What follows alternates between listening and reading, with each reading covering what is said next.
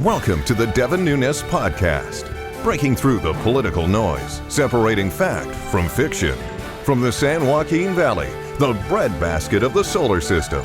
Here is your host, Devin Nunes. Welcome back to the Devin Nunes podcast. We have finally located Dan Kish. He's escaped from the swamp. He's in an undisclosed location. He is our resident expert on the podcast. Any of you who listen quite often, you know that we go to Dan for energy issues. And Dan, welcome back on the show. We won't disclose your location, but it looks like you're out in the mountains somewhere, hiding from everyone. You're outside of the swamp, though, for sure. I'm chopping wood, getting ready for the potential of the Green New Deal because I'm going to have to supply my own. But you can't burn wood with the Green New Deal. We've talked about this before. Yes, you're right. And unless it's a lightning strike, and then in California you burn practically down the whole state. But we won't. We've talked about that before on the podcast. And for those of you, I put up a special edition going back and looking at a couple of years ago when we had somebody from the Forestry Association actually talk about these catastrophic fires, and I combined both of those episodes into one so that you could review it. So if you want to go back and listen, we don't have a Rumble version of it, a video version, but we do have it on iTunes. So Dan, welcome back. And obviously there's an election coming up, and we're trying to get to the bottom of this situation because Pennsylvania has been key. In the western part of Pennsylvania, it's key to Republicans because typically those are Reagan Democrats. They voted for Trump last time. And there seems to be, you bring up the Green New Deal because Biden is for the Green New Deal one day, then he's kind of not for it. He's for banning fracking. What is the truth? What did Biden actually say? Because the fake news media is, of course, covering it up because it's not a popular position for Biden to say that he's going to ban fracking. So can you clear this up for our viewers and listeners? Well, I'll try, Congressman. What Joe Biden has said is a number of different things, and that's why the confusion erupts. He said during one of the debates, no fracking, no drilling, no oil and gas wells, basically. Later, he came back when confronted with the fact that Pennsylvania has now become the second largest gas-producing state in the nation. And Ohio, adjacent to it, is also a huge producer. And it's bringing enormous jobs, not only for the people who actually produce the natural gas, but they're building chemical and plastic plants and that sort of thing. This is really in the heart of the Rust Belt, really between Pittsburgh and Youngstown, Ohio. Yes. Right? Exactly. And that structure that is in there produces an enormous amount of natural gas, and it's producing enormous amounts of jobs because the price of energy is dropping for all the manufacturers, and they're bringing manufacturing back to the United States because of the cheap energy. And it's a great success story, but it's all dependent upon fracking, honestly, because 90% of the wells that are drilled in the United States are hydraulically fracked, and instead of going down vertically, they're actually horizontal wells, and that's the difference. The major difference is that it follows where the oil and gas lays, and for those of you who can't, Dan, it's so great that we now have you on video. But for our audio viewers, Dan was actually making a motion of how the fracking's going. So I just want to say I'm impressed, Dan, with your skills on Skype here. Oh, well, thank you. But let's take everybody back. Also, it was only a short time ago when we were worried in this country that we were actually going to run out of gas and oil completely because we had put most of the offshore ocean out off the coast of California, Florida, et cetera. That was a place where we knew traditionally there's lots of oil, lots of gas out there, but it was put off limits by the government for many years. We did open Anwar, where there's a lot of oil, and I know that's going to slowly come online and fill that Alaskan oil pipeline back up over time. That's being worked on. But it wasn't that long ago, Dan, until this miracle that happened, and you know this history better than I do. But it was really discovered, I believe. Well, first initially it was worked on in Kern County, I believe, way back where they started the fracking, and some investigative and some preliminary work on that. But then it really made the oil sands in North Dakota. That's where it really boomed. And I remember being out there and touring that with you many moons ago. But that technology has improved so much to the point where now it's being used on these older formations that used to produce gas, 100 years ago or so? Yes. And then it pretty much, the gas was no longer easy to get, so it was being imported. That, along with bad trade deals, shifted a lot of that manufacturing out. So you can understand why people in that area are really back to voting for Republicans, but because we're bringing jobs back. So that, in a nutshell, is the Biden problem with fracking, correct? Yes, and while he and once he discovered that this was a problem in those industrial areas and areas where they're bringing jobs back to the United States, he said, "I'm not against fracking. I won't ban fracking.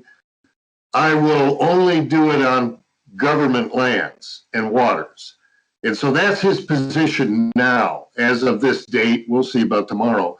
But so wait a second. In order to get out of the Democratic primary, he endorsed the Green New Deal, which is essentially, it's not just how they're going to no longer rely on any fossil fuels whatsoever, not burn anything whatsoever, but they're also going to socially engineer, guarantee people paychecks, all of that. He initially endorsed that, which of course is banning fracking. Then he said he was going to ban fracking. Now he's moved his position. Was this in the last couple of weeks that he's moved his position? Changed it? Yes. In the last couple of weeks, he was in Pennsylvania and said, "I'm not going to ban fracking here because the land in Pennsylvania is private land. There isn't a lot of government land out east. It's all out west, as you so well know, in California and the western." Oh, wow. So it's a nuanced position now. Yes. But make no mistake about it, when combined with his promise to basically ban the use of natural gas, which is what he's doing by 2035, according to his plan, it doesn't matter. I mean, if there's no use for the natural gas for electrical generation, it's our largest source of electricity right now, which is important to California, as you know. Right. Well, we've actually been, and part of the reasons why we have these brownouts again in California is because we have initiated the early stages of the so-called Green New Deal. We're the guinea pigs of this. And so now we're back to, we actually, when we had these brownouts, over a decade ago, everybody said, well, we like electricity. This is when I say everybody, the Democrats said, well, we just don't like these nuclear power plants and we don't want to burn coal. But natural gas is okay. And so we paid, that's why electricity rates went sky high in California, and we built some natural gas plants to produce electricity. Now it won't surprise you, Dan, that those are now being shut down, which is why we now, when it gets hot and you need the power, and actually this was one of the, if the governor didn't have us in like total lockdown, where restaurants aren't open, small retailers aren't open, schools aren't open, churches aren't open in California, we really would have had even a bigger problem because there's no longer enough power. But anyway, I just want to make sure the listeners and audience understand what's happening in California, Dan, and that is, it's happened in California. It's Biden's position, and now but really, Dan, just explain to me, how can you be for the Green New Deal and before 2035 it's going to be implemented, no burning of anything, but now it's okay because it's okay to frack on private land, he's saying. Yes. Okay. Which I just want to make sure I'm following you. All right. It's a little hard to follow. Well, I'm sorry. I'm just the messenger here. But in essence, what he's saying is, you've the agricultural analogy might work. You can grow all the vegetables you want, but we're going to tell people that they're on an all meat diet. And so in other words, if you've got a farm, I'm not going to stop you from growing your vegetables. I'm just going to say no one can eat them. Right. So that's what he's doing with his energy plan on the other end of it. So he tells people in Pennsylvania, I'm not against your fracking, keep fracking, but if you go to sell it, nobody's going to be able to buy it because we're going to ban its use. That's basically what he's doing. Right.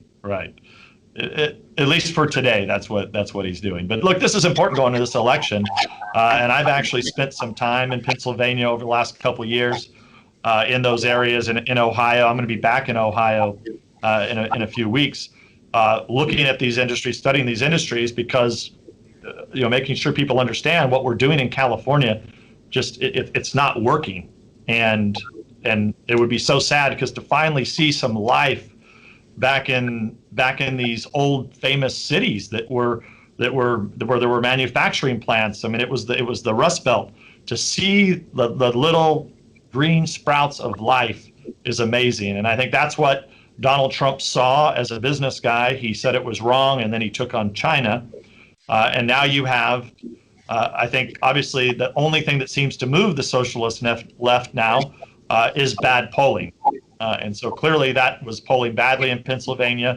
It appears like those areas in Western Pennsylvania are going to be. I think the president's going to do very, very well there. And I think I'm not sure if Biden's going to change his position again on this, but we'll see. Yeah, and you're absolutely right that the importance of energy can't be understated, Congressman. It has been leading the economy's regrowth. The fact that we were able to grow the economy during a period of time when we were basically pouring on the energy at affordable prices so that we could compete worldwide made a total difference in terms of economic growth. And it's often missed by the media pundits and that sort of thing. But honestly, if people pay less for energy, they can pay more for other things. They can pay more for jobs of the people who manufacture things. They can pay their people more because they're paying less for the same product to heat their building or to run their furnaces or whatever it may be. And all of those things were instrumental in the rebirth of the economy and the American spirit that was going along so good until we got the China virus. Right. And I think we have to underscore too, it's the combination of unleashing all of this new gas and new energy supplies. And I think it would be worth it also, Dan, for you to talk about how we've gone. And last time we had you on the show, but it's been a while because we had to find you, we had to locate you. So during this pandemic, Dan was impossible to find. But we now are producing more energy in this country than we can consume for the first time since the early 70s. Is that right? Since the late 50s. Late 50s. Late 50s. For most of your listeners or viewers' lives, the United States has been fighting for energy independence. It was something we were told we couldn't do. As a matter of fact, in 2012, President Obama, when running for re-election, said, we can't drill our way out of this. And we have to live with less, in essence. I mean, Jimmy Carter said this back in the 70s. It just time after time, we were told we were running out of energy. We couldn't produce enough. We had to change the way we did things because we just didn't have enough. And we're going to be dependent on the Middle East for our future. And that would make us subject to all these entanglements. And by God, people figured out a way, Americans figured out a way to do it. And we went back in a place that's been drilling longer than any other place in the world, the United States, and found enormous new quantities of oil and gas, and that freed us up. So that also lifted this cloud over our heads. Now we're being told to use it. Exactly, right. So once again, it's a total contradiction, because of course we could be energy independent. Even back in the day, when Obama was saying you couldn't drill your way out, it was clear then there was going to be a way. But they have the dream of banning all drilling, and that's why they were hoping and praying that they could stop the fracking. And then when they failed at that, because places like North Dakota, where there's private land and not federal land, so they put all the federal lands where you couldn't frack. Then they stopped all the pipelines. We have to remember that, so you couldn't move the oil and gas around the country. Another inhibitor to economic growth. And and all of this is so nutty, but it's important for us to take the audience through this. And the reason why the tax cuts were so important to this is when you match the energy along with the tax cuts. And when I say tax cuts, we were penalizing people for doing certain things. We weren't just letting people make investments that they wanted to make. So if you want to lower your price of energy, you could invest in things like fracking and new technology. You could actually, it freed up a lot of money, by the way, for real green energy, right? Windmills and solar panels that are never going to solve the problem, but they can be a key component, especially when you match tax cuts with abundant fossil fuel, where we're fracking and drilling to bring costs down. It actually helps, Dan. I hope everybody understands it. It helps that. Well, first of all, natural gas is one of the cleanest burning fuels. We have to always remember that. But when you free up the economy, it lets people like Elon Musk and Tesla invest in battery plants and put more investment in that. Of course, now we know he's leaving California and going to Texas. Why? Because the taxes are too high. So all those jobs are going to leave California and go to Texas. So when you hear the Democrats and the socialist left, talk to us about, how bad tax cuts go for rich people and this, that. Well, the opposite of that is what you have in California, where jobs leave. We pay the highest price for electricity power that we can't even get. And then I don't have to tell you, Dan, I know you're not in California hiding out, but what we've experienced in California could have been completely prevented, but we've burnt down in my 2 counties. We're going to get close to 600,000 acres in 1 year that we've burnt down. And Dan, you worked on those issues for so long. And so every time the left and their policies don't make any sense. And so then this is kind of the final point to this, Dan, because a lot of people will say, why is this, Dan? Why are they doing it? Why do they want to ban fracking? Why won't they let you put in a pipeline? What's behind all this? Why do they not want us to? Why are they shutting down the nuclear power plants? I get that question a lot because California's been the leader in this. And this is kind of their final outtake, Dan, explain to all of our young viewers, and I say that, and listeners, I say that because it's important to understand these concepts that, Dan, you've been involved in your entire life fighting these issues, and it's really just for common sense so that people can keep their jobs and we can grow the economy here in America and not be reliant to buy things from foreign countries. So I want you to kind of walk us through what is really behind these people's motives. Well, at the end of the day, Congressman, this has never been an argument about energy or the environment for that matter.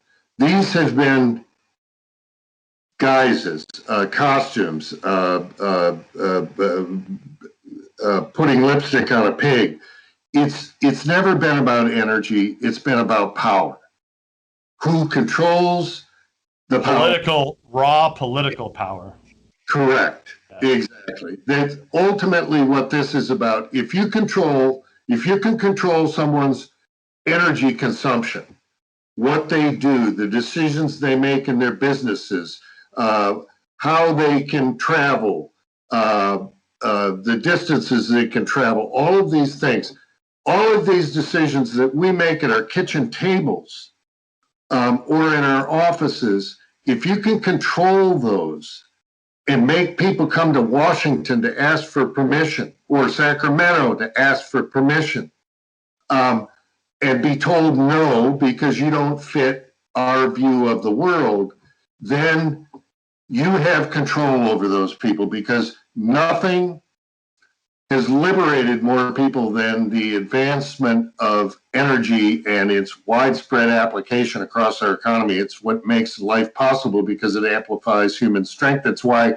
the United States, with 300 million people, can outproduce China with 5 times as many people, because we use energy to do that. And make no mistake about it, they have every intention to use energy to make life better for their people, and they are. And the problem in our governments is that we have people seeking power over our lives, and that ought to scare people. Well, and that's one of the things in China, they don't care about the environment at all, which is why it's so dirty there, and the air is awful there. Well, kind of like it is in California now with the fires, sadly. But when you look at what China's done, command and control, but they've now figured out they have to pour the energy into the economy, because their communist policies failed for so many decades.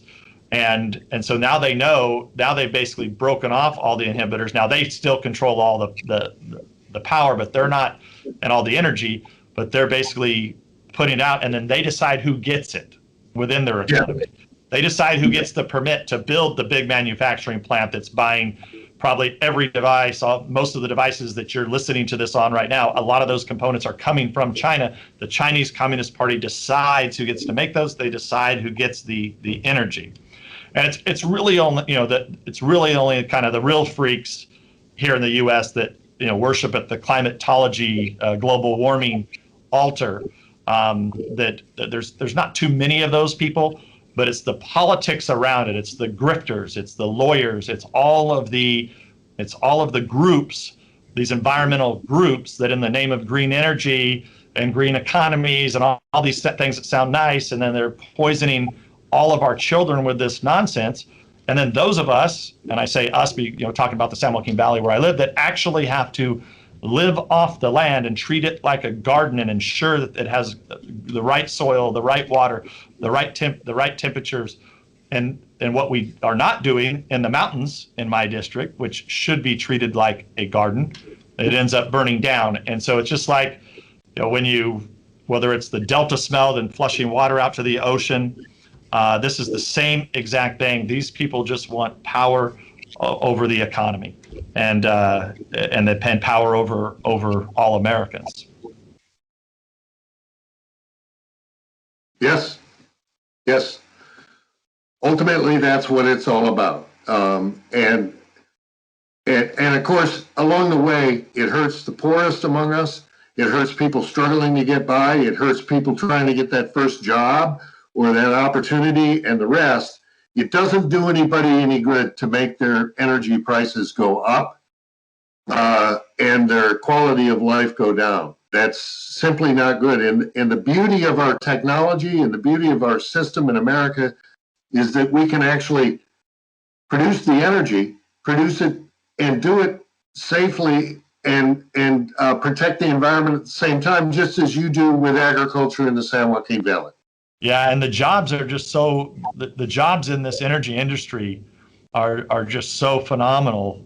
They're high-paying jobs. People learn great skills that you can, not only if you want to leave the energy sector, go to another, because you've got to have it's a lot like agriculture, where you have to know how to drive and operate either heavy machinery or tools that are quite complex. And Dan, I'm sure they're even more complex than when you and I went out and studied that years ago in North Dakota.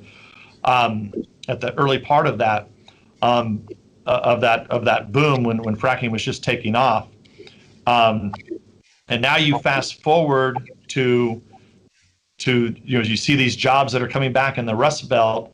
I mean, people are getting their livelihoods back, they're getting their dignity back, and they have real skills, and is what we want to see for all Americans. And that's why this election is so critically important. And I want to thank you for kind of shedding some light on what's going on in the Rust Belt, specifically in Pennsylvania. And you tried to explain Biden's position. I'm not sure I understand it or the audience understands it, but you did it. It was a good attempt, Dan. Yeah. Thank you, Congressman. And it's always great to see you. And all America is pulling for your district and those fires and all the rest. It's just awful. And again, bad management, bad political decisions, awful results. And someday people will wake up. Well, hopefully they'll wake up before this November. And Yes. Dan, coming to you from his bunker, undisclosed location, safe outside the swamp. And by the way, I should say, Dan, I don't want to give away where you live in Washington, D.C., but I know there for a little while it was a little scary for you because I know they were tearing down statues right in front of your apartment there. Yes, I fly a flag on my house, and I was afraid I would be targeted because of that. Just an American flag, just a house looks better with an American flag, in my view. Some don't think so, Congressman. Yeah, I couldn't believe they tried to tear that statue down. Famous statue, obviously. I don't want people. I'm not going to tell people where you are because they'll probably some of the lunatics listening to this might show up at your house and now that you're not living there anymore because you're at your bunker. But I'm glad you're safe, you and your family. I want to thank all of you again for listening. It's great to have Dan Kish back on the air with us again. You can watch this on Rumble. It's a great growing platform. So many podcasts are now going there. So if you're not on Rumble yet, Dan Bongino made the switch along with a lot of other content creators because we're trying to do everything we can before this election to inform all of you that Google and YouTube, Facebook and Instagram, and the Twitter sewer are trying to sway this election, and they're keeping you from getting the real information. So, Dan, we can find you. We'll put your you're not. Are you on Parler yet, Dan? Probably not. Still on Twitter, I bet. Yes. All right, you're still on the Twitter sewer. All right, we'll work on you on that. So we got to get you on Parler. Okay. Dan Kish, everybody with the Institute for Energy Research. This is Devin Nunes. We'll catch you next week. Thanks for listening to the Devin Nunes Podcast. We invite you to subscribe so you don't miss a single episode. And remember, you can download this podcast on iTunes or at devinnunes.com. Storm clouds been gathering so long, I don't know. The darkness around us leaves no easy road. We've started wondering if every road dead ends our dreams. Wind whips the dust up and rain's pouring down. Good people struggling in every hometown. We've started wondering if we even matter at all. We'll take that hard road to happier days, 'cause we've kept our American faith. Now it's not our first trial by fire like this. It's nothing hard working family can fix. We've got the power to save it all here in our hands. We'll take that hard road to happier days, 'cause we kept our American faith. As we, the people, free and strong, fight through the dark night toward the dawn. Freedom marches on.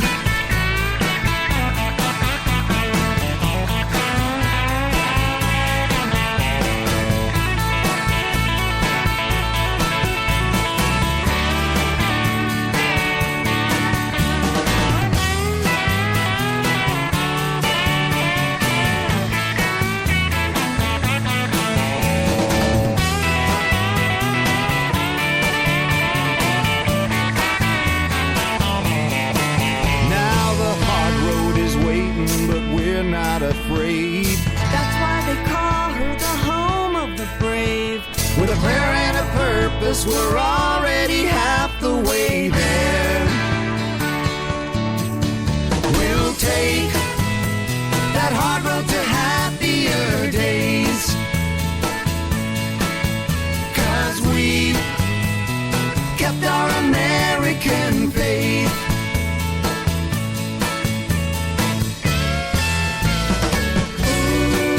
Ooh, we kept our American. We kept our American. Ooh, we kept our American. We kept our American faith. Freedom marches on. Paid for by Devin Nunes Campaign Committee.